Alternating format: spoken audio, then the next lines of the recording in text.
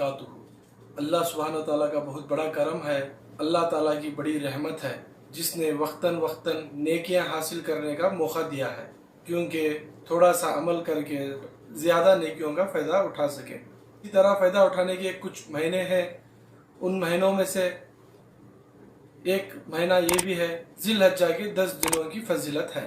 ये ज़िलहज्जा के 10 दिन इतने बरकत वाले हैं, ऐसा तो पूरा महीना है लेकिन बात 10 दिनों की है, क्योंकि अल्लाह ताला सूरह फजर में 10 रातों की कसम खाया है और मुफस्सिरीन ने लिखा है वो 10 रातें ज़ुल्हज्जा के 10 दिन की है, यानी 10 रातें 9 दिन, यानी 9 ज़ुल्हज्जा तक।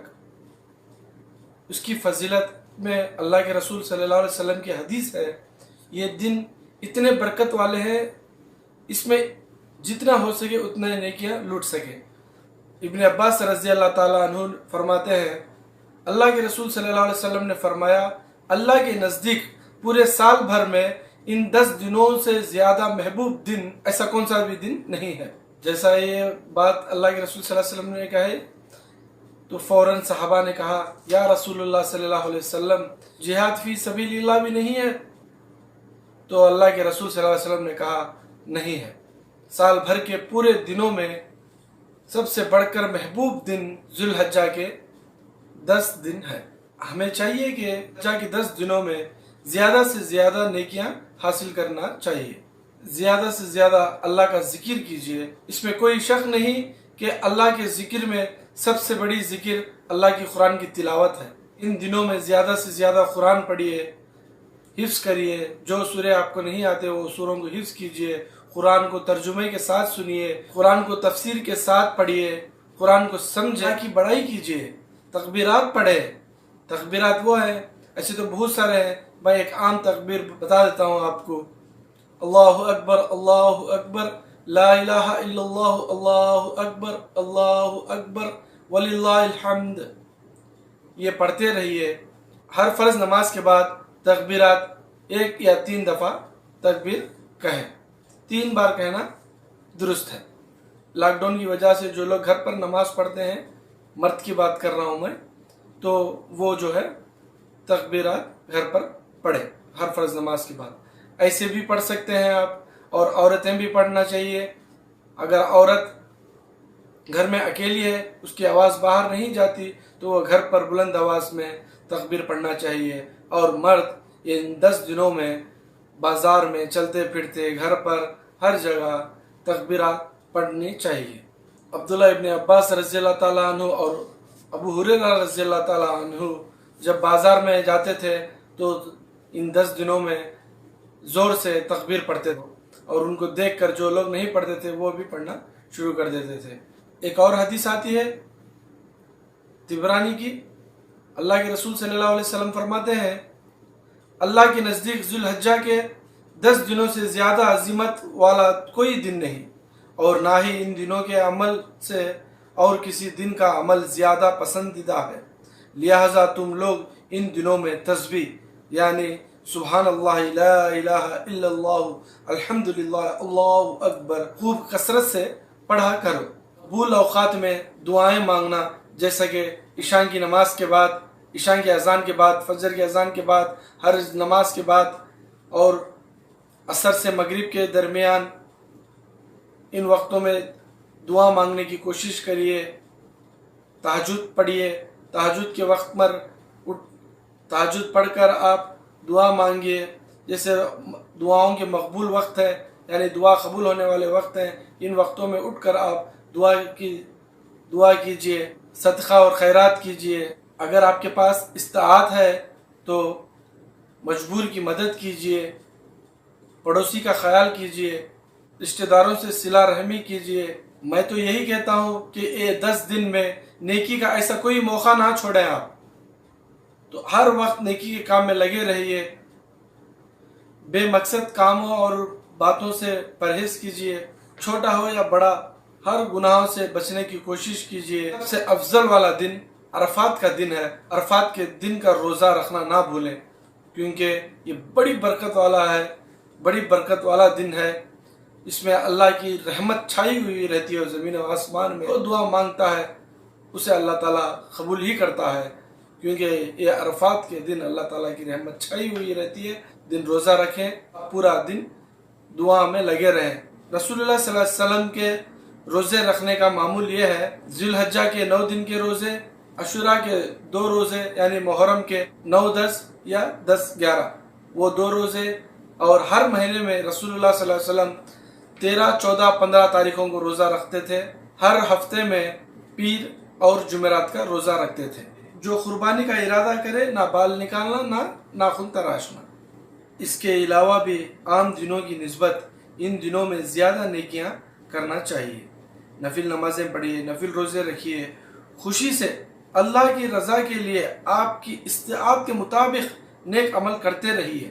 ایک روزہ تو رکھنا ضروری ہے، وہ ہے 9 ذی الحجہ کا روزہ یعنی عرفات کے دن کا روزہ۔ اپنے ملک کے حساب سے جس دن چاند دکھا اس دن ذی الحجہ کی پہلی تاریخ ہوگی، اور اس تاریخ کے حساب سے آپ عرفات کا دن کا روزہ رکھیے۔ ایسا نہ کریں کہ سعودی عرب میں عرفات کا دن آج ہے تو آج آپ ہندوستان، پاکستان، بنگلہ دیش میں رکھ لیں۔ ایسا نہیں کرنا چاہیے۔ جس طرح اپنے ملک میں چاند کے حساب کی تاریخ ہوں گے، اسی طرح آپ عرفات کا روزہ بھی رکھنا چاہیے۔ اپنے ملک میں اپنے حساب سے چاند کی تاریخ دیکھ کر اس تاریخ کے حساب سے عرفات کا دن آپ روزہ رکھیں۔ حج کے 9 تاریخ کو عرفات کا دن آتا ہے۔ اپنے ملک کے حساب سے 9 تاریخ جب بھی ہے آپ اس دن کا روزہ رکھ لیجئے، کیونکہ سیدنا ابو قتادہ انصاری رضی اللہ تعالیٰ عنہ سے روایت ہے کہ رسول اللہ صلی اللہ علیہ وسلم سے یوم عرفہ کے روزے کے متعلق پوچھا گیا۔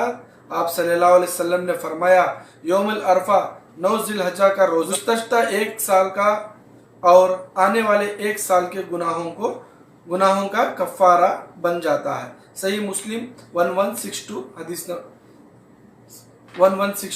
حدیث نمبر ہے۔ اس حدیث سے بھی معلوم ہوا 1 سال کا پاسٹ یعنی گزرا ہوا 1 سال اور آنے والے 1 سال کے گناہ معاف کیے جاتے ہیں۔ اور ہمیشہ ذہن میں یہ رکھیے کہ 1 سال کے اگلے اور پچھلے سالوں کے گناہ معاف کا مطلب یہ ہے کہ وہ چھوٹے گناہ ہے، صغیرہ گناہ دیتا ہے، کیونکہ چھوٹے چھوٹے گناہ جمع ہو کر ایک بڑا گناہ بن جاتا ہے۔ تو وہ بڑا گناہ جب بن جاتا ہے تو ہمیں اس کی سزا ملتی ہے۔ اللہ تعالیٰ کے فضل و کرم سے اللہ تعالیٰ جو ہے نا ہمارے لیے ایسے آپشنز رکھا ہے، تو یہ روزہ رکھیں اور اپنے چھوٹے چھوٹے گناہوں کو معاف کرا لیں۔ اللہ تعالیٰ کی بڑی رحمت ہے اس کے بندوں پر۔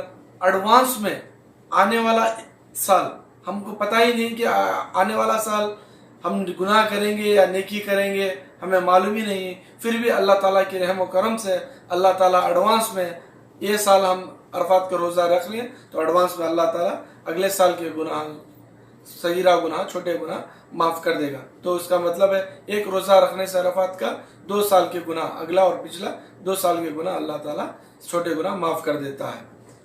عرفہ کا دن بڑی رحمت والا دن ہے، جیسے کہ نبی کریم صلی اللہ علیہ وسلم فرماتے ہیں کہ جب عرفہ کا دن ہوتا ہے تو اللہ تعالیٰ اپنی رحمت کو پھیلا دیتا ہے، بس اس دن سے زیادہ کسی دن آزاد اور رہائی نہیں ملتی، اور عرفہ کے دن دنیا اور آخرت حاجت بندہ جب خدا اسے پورا کر دیتا ہے۔